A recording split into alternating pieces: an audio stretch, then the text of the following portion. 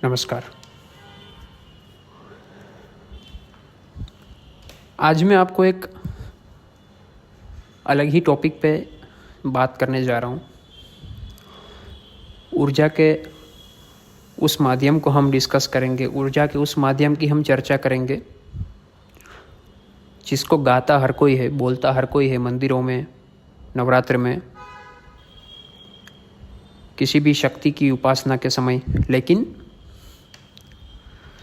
इसका तात्विक रूप जब समझने की बात है, शाब्दिक रूप सब समझते हैं, शाब्दिक रूप किसी भी स्तोत्र का, किसी भी मंत्र का आज गूगल पे मिलता है, लेकिन तात्विक रूप से उसका मर्म समझने की बात है तो ये थोड़ी गुरुगामी विद्या है, जहाँ पे आपकी बुद्धि नहीं चलती, यहाँ पे गुरु की दी हुई बुद्धि चलती है। यहाँ पे किसी पुस्तक का ज्ञान नहीं चलता है या कोई सिलेबस नहीं है। यहाँ पे बुद्धि की ज़रूरत ही नहीं है, यहाँ पे प्रज्ञा की ज़रूरत है, और वो प्रज्ञा जो है वो आपसे नहीं आती है। उसके लिए आपके आज्ञा चक्र में वो बटन एक्टिवेट होना चाहिए, और उसका रिमोट कंट्रोल जो है वो गुरु के पास है। महिषासुर मर्दिनी स्तोत्र जिसकी मैं बात करने जा रहा हूँ। सनातन धर्म की सबसे बड़ी खूबी यह है कि हमने हमेशा हमारा जो जीवन का पथ है, आध्यात्मिक मार्ग है, वो शक्ति की उंगली पकड़ के तय किया है। हमने ऊर्जा की उंगली पकड़ी है। हमने उसकी उंगली पकड़ी है जो कभी ना तो पैदा हुई थी ना कभी मरने वाली है, जो अमर है, जो सदा सदा से है, जो तब से है जब पृथ्वी नहीं थी, जो तब से है जब ये ब्रह्मांड भी नहीं था, जो तब से है जब शून्यावकाश था। अगर आप वैज्ञानिक हो, अगर आप हर चीज़ में साबिती चाहते हो, तो अल्बर्ट आइंस्टाइन ने भी यही चीज़ बोली है कि energy can not be created, it can not be destroyed, it can just be transform from one form to another form. शक्ति का, ऊर्जा का कोई जन्म नहीं कर सकता, कोई उसको ऊर्जा को पैदा नहीं कर सकता। ऊर्जा ना ही मर सकती है। ऊर्जा एक फॉर्म में से दूसरे फॉर्म में रूपांतरण होती है। वो चीज़ अलग है कि आप उस फॉर्म को पहचान पाते हो या नहीं, लेकिन आप हर जगह पे देखोगे, जैसा कि मैं अभी बोल रहा हूँ और आप वो सुन रहे हैं, वो भी एक ऊर्जा का ही डायमेंशन है। कोई जगह पे ज्वालामुखी फटता है, वो भी ऊर्जा का ही डायमेंशन है। और आप अगर उबासी खाते हो, छींकते हो, वो भी आपके शरीर की ऊर्जा ही है। ऊर्जाहीन व्यक्ति छींक भी नहीं सकता ढंग से। ऊर्जाहीन व्यक्ति जो है वो करवट भी नहीं ले सकता। तो ये आदि शक्ति जो है वो अलग अलग तत्व में आपके शरीर में और इस विश्व में सब जगह पे स्थायी है, सब जगह पे विस्तृत हुई है। सनातन धर्म जो है उसकी सबसे बड़ी खासियत यह है कि आपने उंगली भी उसकी पकड़ी है जो कभी नाशवंत नहीं है। जो खुद अमर है वो ही आपको अमर कर सकता है। जो खुद नाशवंत है वो कभी आपको अमर नहीं कर सकता। अगर मैं खुद मरने वाला हूं तो मैं कोई नहीं हूं जो आपको अभयदान दे सकूं। अभयदान आज तक शास्त्रों में उसी ने दिया है जो अमर था। कृष्ण ने बोला कि मैं चिरंजीव बनाता हूं किसी को, वो चिरंजीव बन सकता है, क्योंकि कृष्ण जो है वो आदिकाल से थे और आगे भी रहेंगे। अलग अलग बात है कि वो अलग अलग फॉर्म में आए, कभी विष्णु बन के आए, कभी राम बन के आए, तो वही ऊर्जा का ही एक रूपांतरण है।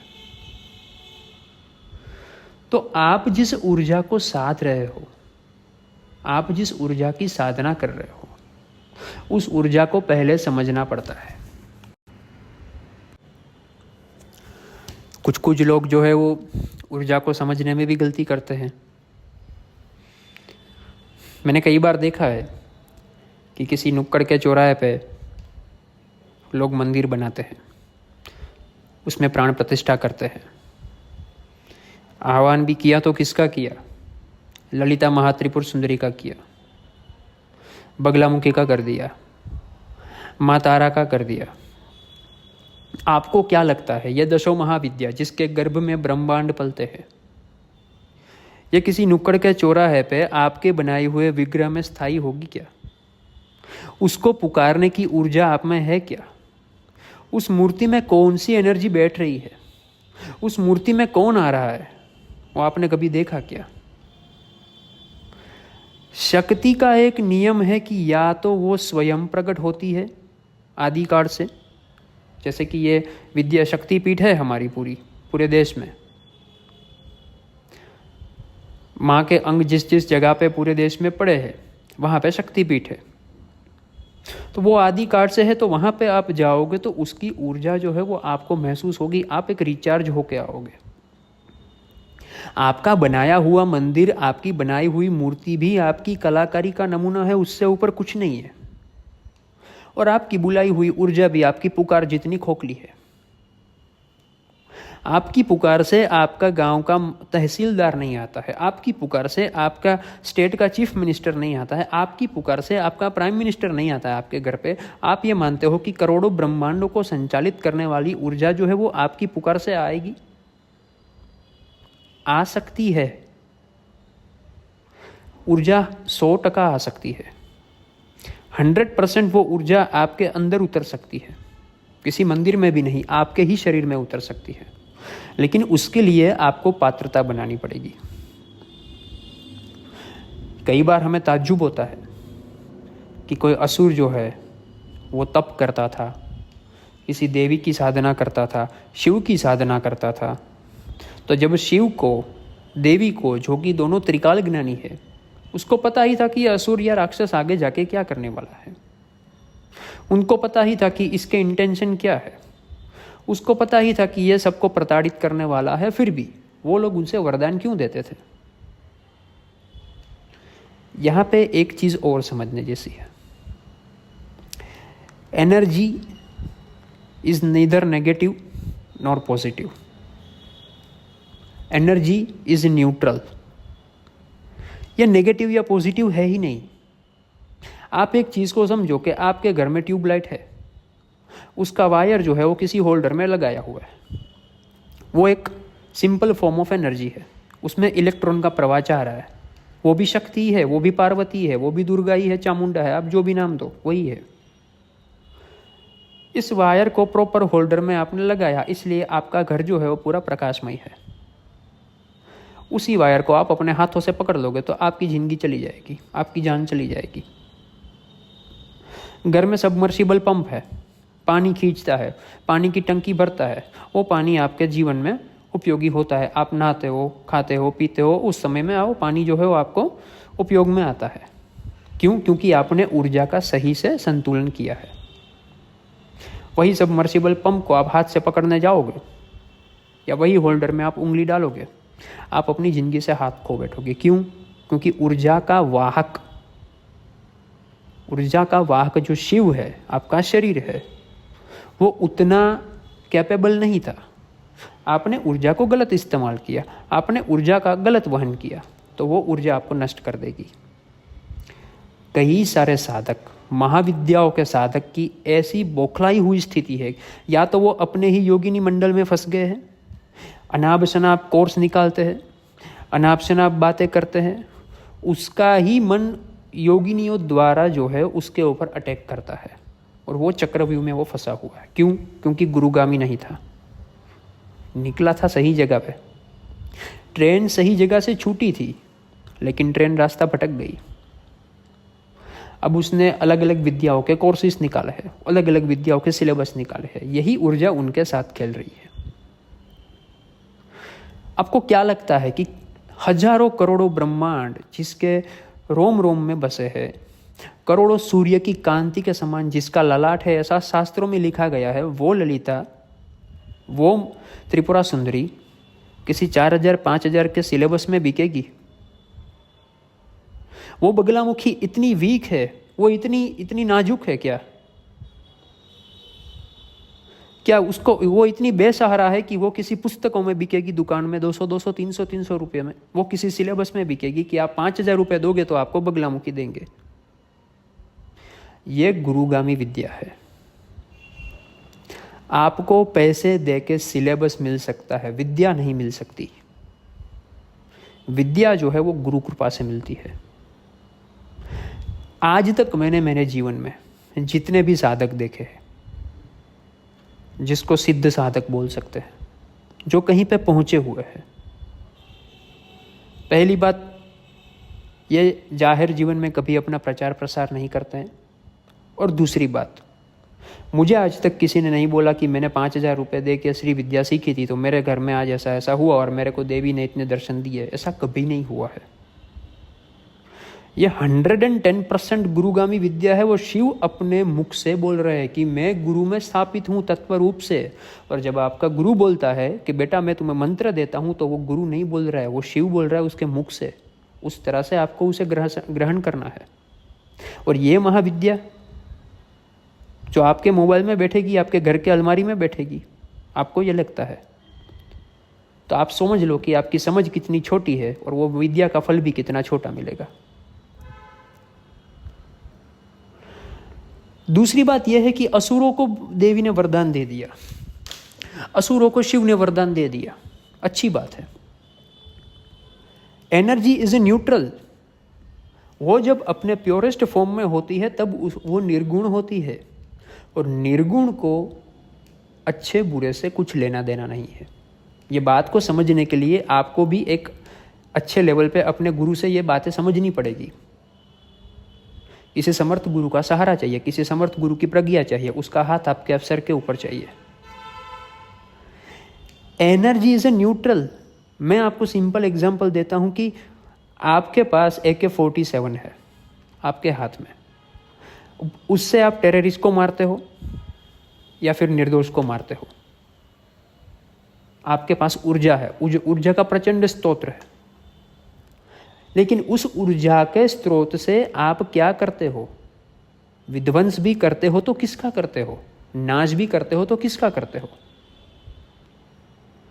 उसके ऊपर आपका कर्म, उसके ऊपर intention is the main thing. ऊर्जा इंपॉर्टेंट नहीं है। असुरों के पास भी ऐसी ऊर्जा थी। आप शास्त्रों में पढ़ोगे तो ऐसे राक्षस भी थे जिसने देवी की साधना करके, जिसने शिव की साधना करके अपने ब्रह्मांड बनाए हैं। सोच लो आपकी अपने ब्रह्मांड बनाने का मतलब यह है कि उसने अपने ब्रह्मा विष्णु महेश बनाए, उसने अपने इलेक्ट्रॉन प्रोटॉन न्यूट्रॉन बनाए, उसने अपना पंचतत्व बनाया खुद ने। एक ब्रह्मांड की रचना करना, एक सृष्टि की रचना करना, वो भी एक दो नहीं सैकड़ों ब्रह्मांड बनाने लगा था। और तब जाके इंद्र वगैरह देवताओं ने बोला देवी को कि देवी आपको कुछ करना पड़ेगा, अदरवाइज ये एक पैरेलल यूनिवर्स खड़ा कर रहा है ये असुर। आप उच्च लेवल के साधक होके भी इस दुनिया के प्रॉब्लम को सोल्व नहीं कर सकते। वो असुर होके भी साधना करके करोड़ों ब्रह्मांड की रचना करने के लिए सक्षम था, तो उसकी साधना कितनी डेडिकेटेड होगी।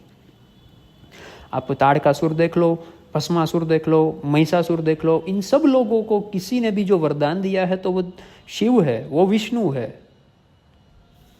महिषासुर को ब्रह्मा ने वरदान दिया था। ब्रह्मा यानी कि बुद्धि। अगर तत्व रूप से समझो तो आपकी बुद्धि, आपका ज्ञान जो है वो महिषासुर आपको बनाता है या राम बनाता है वो आपके ऊपर है। ब्रह्मा ने महिषासुर को वरदान दिया था और उसके बाद उसमें जो प्रचंड ऊर्जा आई और उसने लोगों को प्रताड़ित करना शुरू किया। लोगों को प्रताड़ित करना शुरू किया और तब देवता, इंद्र आदि देवता, इंद्र यानी कि आपकी इंद्रिया, आपकी इंद्रिया जो है वो आपके ज्ञान से ही एक समय पे ऐसा आता है कि वो आपके ज्ञान से ही कंटाल जाती है। समस्त देवता कंटाल के गए। तो समस्त देवता जो है वो गए, किसके पास गए? ब्रह्मा के पास गए। ब्रह्मा यानी कि बुद्धि। आपकी बुद्धि जो है वो आपका ब्रह्म है। अगर सही तरह से बुद्धि है तो ब्रह्म है, बाकी ब्रह्म है। तो ब्रह्मा ने महिषासुर को वरदान दिया था। असुर था, मायावी असुर था, शक्तिशाली था, और उन्होंने जब सबको प्रताड़ित करना शुरू किया तो आपकी बुद्धि जो है वो आपके मन को जब असुर बनाती है तो शुरुआत में इंद्रियों को मजा आता है, लेकिन यही इंद्रिया जो है वो एक समय पे आपके मन से थक जाती है। शास्त्रों में इस बात को इस तरह से बताता है कि इंद्र आदि देवता थक कर, हार कर, डर कर ब्रह्मा के पास गए। मतलब कि आपकी इंद्रियों ने जवाब दे दिया, आपकी इंद्रियों ने आपकी बुद्धि को मैसेज भेजा कि अब नहीं हो सकता, बहुत हो गया ये सब, बहुत भुगत ली हमने भी पीड़ा, अब नहीं हो सकता। बुद्धि ने मन को बोला कि ठहर जाओ, लेकिन उसे पता था, मन ने एक बार, मतलब ये तो शेर ने गोश्त चख लिया उसके जैसी बात है। मन नहीं मानेगा, वो इंद्रियों पे काबू करेगा। तो बुद्धि को चाहिए कि वो अपने अंदर ब्रह्मा, विष्णु और महेश को जागृत करे। बुद्धि को चाहिए कि वो त्रिगुणात्मक विश्व को जागृत करे और उसके ऊपर उठ के, बिंदु के ऊपर बैठ के वो दुर्गा की जो है वो रचना करे। तो मेरा तात्पर्य आपको बोलने का ये है, जब शास्त्र में आप ये पढ़ते हो कि फिर ब्रह्मा, विष्णु, महेश ने अपना शरीर का जो एक तत्व है वो सम्मिलित करके दुर्गा की रचना की, तो दुर्गा तो पहले से है, दुर्गा को कोई रच नहीं सकता। ऐसे करोड़ों ब्रह्मा, विष्णु, महेश की वो एक स्वामिनी बन के बैठी है। लेकिन जब ये बताते हैं वहाँ पे शास्त्र में कि ब्रह्मा, विष्णु, महेश ने अपनी ऊर्जा से दुर्गा की रचना की, देवी की रचना की, तो उसका मतलब आप अपने मन से समझो कि आपने अपने सत्व रज तमस को काबू करके, आपने अपने त्रिगुणात्मक स्वभाव को काबू करके, आपने अपनी इच्छा, क्रिया और ज्ञान को काबू करके एक देवी तत्व को स्थापित किया, न्याय को स्थापित किया, धर्मों को स्थापित किया अपने मन में, और आपने अनुशासन लगाया कि ये जो मैं कर रहा हूँ वो गलत है। देवी और महिषासुर के बीच में युद्ध हुआ और देवी ने महिषासुर का हनन किया। महिष यानी भैंस। भैंस की प्रकृति आपको पता है कि वो क्या है। सनातन धर्म में, आध्यात्म में भैंस की एक अलग भी प्रकृति है, मतलब नेगेटिव भी है और पॉजिटिव भी है। लेकिन यहाँ पे महिषासुर मर्दिनी स्तोत्र में जो बताया गया है वो एक नेगेटिव एनर्जी के फॉर्म में उसको बताया गया है कि महिष यानी भैंसा। तो वो महिषासुर का जो है वो वध किया। तो भैंस की प्रकृति क्या होती है? प्रमादी, एकदम नेगेटिव एनर्जी वाली, एक जगह पे बैठी रहती है, पड़ी रहती है कीचड़ में। और आयुर्वेद भी बोलता है कि भैंस का दूध मत पिया करो, आप में तमस आएगा, आप में आलस्य आएगा, आप में प्रमाद आएगा, आपके शरीर में रोग होंगे, आपकी जो चर्बी जो है वो शरीर की बढ़ेगी। तो ये क्या है? तो ये महिषासुर। महिषासुर मतलब कि वो एक नेगेटिव एनर्जी है बॉडी की, इंसान की। तो आपके शरीर का जो महिषासुर है उसको मारने के लिए आपको ही अपने त्रिगुण के ऊपर उठना है। ये बात अगर शास्त्र में सीधी सीधी लिखी जाए तो आज सनातन धर्म का शास्त्र कोई पढ़ेगा ही नहीं, क्योंकि ये समझने के लिए एक चेतना चाहिए, ये समझने के लिए एक अवस्था चाहिए। वो अवस्था कहाँ से लाओगे?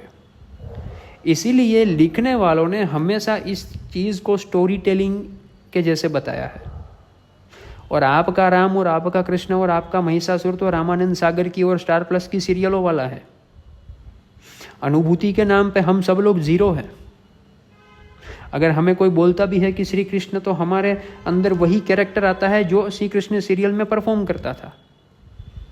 अगर उसने वो सीरियल नहीं बनाई होती तो हमें पता भी नहीं था कि श्री कृष्ण दिखता भी कैसा होगा। हमने देखा श्री कृष्ण को पिक्चरों में, हमने देखा श्री कृष्ण को फोटो में। तत्व रूप से इसको जानेंगे तो पता चलेगा, तत्व रूप से देवी को जानेंगे तो पता चलेगा कि वो कौन सी ऊर्जा है।